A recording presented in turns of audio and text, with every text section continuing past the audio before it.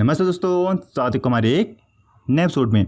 तो आज के एपिसोड में हम आप लोग को बताएंगे कि भारत के अंदर से कैसे एक चीनी जासूस पकड़ा गया है और जो CIA के चीफ की पाकिस्तान में सीक्रेट विजिट हुई थी, उस विजिट में CIA के चीफ ने पाकिस्तान और जो पाकिस्तान के लीडर्स हैं उनको लेके सीक्रेट तौर से कैसे खुलासे किए थे।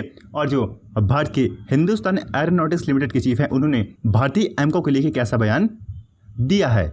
और इसी के साथ साथ हम आप लोग को दो और ज़्यादा एडिशनल खबर बताएंगे। इसलिए आप लोग इतनी सारी खबर को एक साथ डिटेल में देखने के लिए इस एपिसोड को पूरा ज़रूर देखना और भविष्य में ऐसी इंटरेस्टिंग और जानकारी से भरपूर खबर देखने के लिए वीडियो नीचे दिए गए लाल बटन को दबा के अभी हमारे चैनल को सब्सक्राइब कीजिए और उसके बगल में आने वाले घंटे को एक बार दबा के ऑल नोटिफिकेशन को भी ऑन कर लेना, ताकि आप लोग को भविष्य में ऐसी इंटरेस्टिंग और जानकारी से भरपूर खबरें मिल सके। तो अब चलिए इस एपिसोड को शुरू कर लेते हैं। तो आज की हमारी पहली खबर CIA के चीफ यानी विलियम जोसेफ बर्टन का पाकिस्तान की विजिट को लेके होने वाली है। तो दोस्तों, आपसे करीब 36 घंटों पहले पाकिस्तान की मीडिया के अंदर से ये खबर आई थी कि जो CIA के चीफ यानी विलियम जोसेफ बर्टन है उनका पाकिस्तान के अंदर एक खुफिया दौरा सफल हो चुका है। और उस दौरे के बाद जो चीन है वो पाकिस्तान से काफ़ी ज़्यादा नाराज चल रहा है। लेकिन दोस्तों, जो विलियम के पाकिस्तान के दौरे को लेके पाकिस्तान की मीडिया के अंदर से खबरें बनाई जा रही हैं, उन खबर को भी जो मेन खबर है उस मेन खबर को जो पाकिस्तान की मीडिया और जो पाकिस्तान की सेना और सरकार है वो दुनिया में उजागर होने से बचा रही हैं। तो चलिए आप लोगों को बताते हैं कि विलियम ने अपने दौरे के दौरान किस किस से मुलाकात की और विलियम का पाकिस्तान के अंदर सीक्रेट से आना ये अमेरिका की नीति का कौन सा हिस्सा है। तो विलियम को लेकर ये कहा जाता है कि जब विलियम अमेरिका से पाकिस्तान को रवाना हुए थे तो विलियम खाली हाथ नहीं बल्कि कुछ DVD पेन ड्राइव और कुछ ऐसे फोटोग्राफ्स अपने साथ लेकर आए थे जिनमें कमर जावेद बाजवा से लेके जो पाकिस्तान के छोटे छोटे मंत्री हैं उनकी जो काली करतूतें और देश के अंदर हुई करप्शन और जो उनके द्वारा की गई अय्याशियाँ हैं, उन अय्याशियों सबूत CIA चीफ यानी विलियम अपने साथ लेके आए थे। और विलियम ने अपने पाकिस्तान विजिट में पाकिस्तान की खुफिया एजेंसी ISI के चीफ और पाकिस्तान की सेना के चीफ से मुलाकात की थी। और कई घंटों मीटिंग चलने के बाद जो ISI चीफ और जो कमर जावेद बाजवा हैं उनकी चिंता बढ़ाने वाले दावे किए गए थे। और जो अमेरिका उसने पाकिस्तान के अंदर अपना एक एयरबेस के लिए ज़मीन सेलेक्ट किया है, उस ज़मीन का रोड मैप अमेरिका खुद ही तैयार करेगा। तो आज की जो हमारी दूसरी खबर होने वाली है वो हमारी दूसरी खबर जो एक चीनी जासूस भारत के बंगाल के अंदर पकड़ा गया है उसको लेके होने वाली है।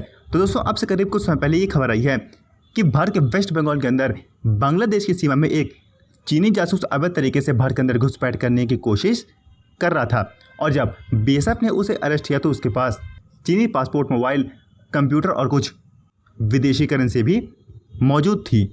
और जो वो चीनी जासूस था वो चीनी जासूस अवैध तरीके से बांग्लादेश का बॉर्डर क्रॉस करके भारत में न जाने किस कारण से घुसपैठ करने की कोशिश कर रहा था। और जब हमारी पुलिस ने उससे कुछ पूछताछ की तो उसने ज़्यादा डिटेल न बताते हुए उसने बस अपना नाम और जो उसका जनरल एड्रेस और जो वो बॉर्डर में कर रहा था केवल उसके बारे में बताया है। और उसने अभी तक ये भी नहीं बताया कि वो बांग्लादेश के अंदर चीन से क्या करने के लिए आया था। हालांकि अभी तक उस चीनी इंसान के बारे में डिटेल में रिपोर्ट नहीं दी गई है। अगर आप लोगों को याद हो तो हमने करीब अब से कुछ समय पहले एक वीडियो बना के बताई थी जिसमें हमने आप लोगों को ये बताया था कि जो दो चीनी नागरिक हैं वो अवैध तरीके से नेपाल का बॉर्डर क्रॉस करके भारत के अंदर घुस आए थे और उन्हें दार्जिलिंग के अंदर पकड़ा गया था। और अब ऐसी घटना बंगाल के अंदर आप लोग को देखने को मिल रही है। तो चलिए बढ़ते अपने अगले खबर तरफ।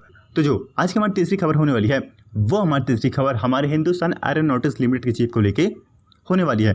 तो दोस्तों, हमारे हिंदुस्तान एरोनॉटिक्स लिमिटेड चीफ ने अपने एक लेटर में कहा है कि जुलाई 2021 से हम भारतीय नेवी और भारत की एयरफोर्स को एयरक्राफ्ट और हेलीकॉप्टर सप्लाई करना शुरू कर देंगे। और उन्होंने सामान्य रूप से जो कंपनी के अंदर चल रहा है उसके बारे में वर्णन किया है। और जो उन्होंने एमका को लेकर बात कही है उसमें उन्होंने ये कहा है कि अगर हमें अपना 5वीं पीढ़ी का लड़ाकू विमान यानी एमका को जल्दी बनाना है तो हमें सबसे पहले उसका एक पर्टिकुलर डिज़ाइन तय करना होगा और इसी साथ साथ कोई ऐसे प्राइवेट सेक्टर की खोज की जानी चाहिए जो कि हमारी मदद एमका को मैन्युफैक्चर करने के लिए कर सके। और भारत के एमका प्रोजेक्ट के लिए हाई स्किल्ड इंजीनियर और रिस्पॉन्सिबल लीडरशिप की ज़रूरत है। अगर इन सब की पूर्ति समय पर हो जाती है तो भारत का एमका जल्द ही उड़ने के लिए तैयार हो जाएगा।